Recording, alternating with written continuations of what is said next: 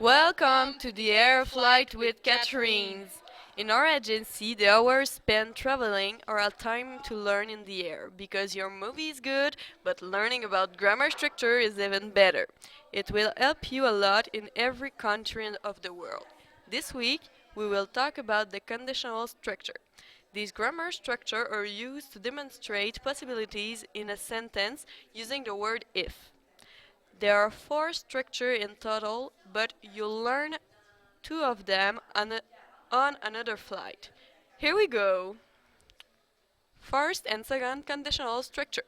Both structures have the same purpose, which is to introduce the notion of possibilities into the sentence. The sentence can be in the present tense or in the future tense. The difference is in the nature of the probability. When do we use it? If the event is likely to happen, we use the first structure. Here's an example. If I get a sunburn, I will have to stay out of the sun for the rest of our trip.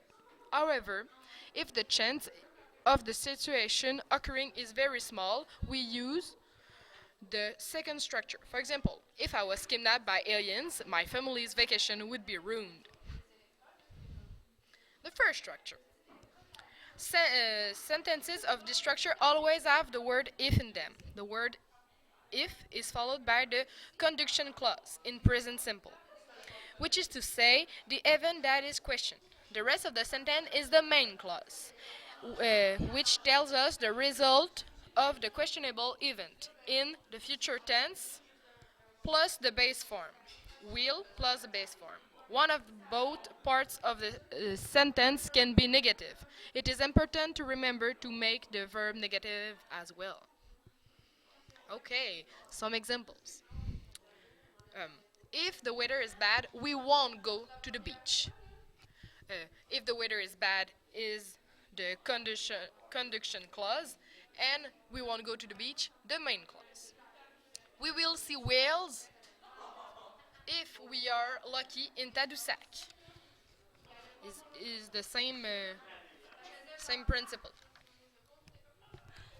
The second structure. The sentences of the second conditional structure are composed of if, of course, the conditional clause and the main clause. For the second structure, the verb in the conditional clause will be at the past simple tense. And the main clause will be composed of would and the base form of the verb. The negative form of the second structure is really similar to the one of the first structure.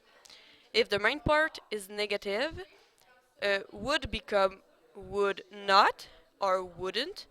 And when it's the conditional clause that is negative, don't forget to add the negative marks. Example.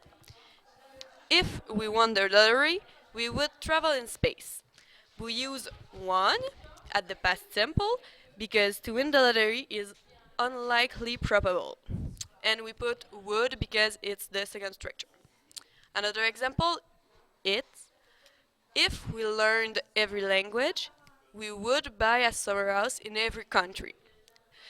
To learn every language of the world is really, really improbable, and to buy a summer house in every country is really improbable too. So we use the past simple for learn, and we use would for the second structure mark.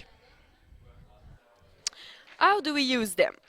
Conditional structure are always composed of two principal parts, the main clause and the conditional clause. You have to remember that if always introduce the conditional clause and that will for the first structure or would for the second structure always introduce the main clause. There are two ways to build a sentence with these structure. You can put the conditional clause at the beginning and after the main clause, as in the previous example, or the main clause at the beginning and after the conditional one, as in the example, we will see whales if we are lucky in Tadoussac. Now let's look at example of both structure.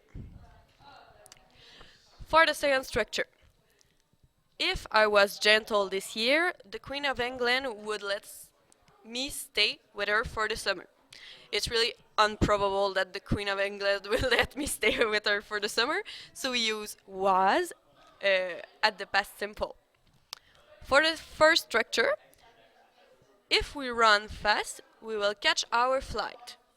This is probable, so we use the simple past for the first structure. Unfortunately, this is the end of our trip in the grammar world because we need to keep some suspense for the other conditional structures. Next time, we will talk about the zero and the third conditional structures. Remember that learning in the air is the best way to fly on the power of words, and don't forget that you need to become one with your language.